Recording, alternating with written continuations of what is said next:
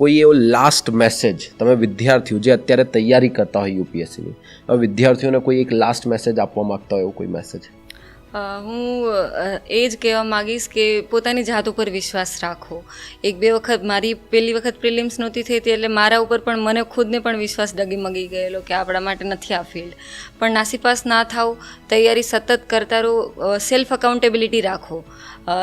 દરરોજનું મેં કીધું એમ to do લિસ્ટની જેમ પોતાની થોડી કન્સિસ્ટન્સી જાળવવાનો પ્રયાસ કરો અને એક રિયાલિટી ચેકમાં જીવો.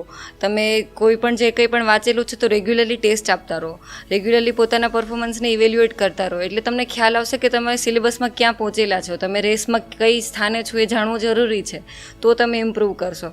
તો સતત પોતાની પરફોર્મન્સને ઇવેલ્યુએટ કરતા રહો, સિલેબસ અને પીવાયક્યુને મેઇન રાખો, એના ઉપરથી જ આખી ગેમ ચેન્જ થશે.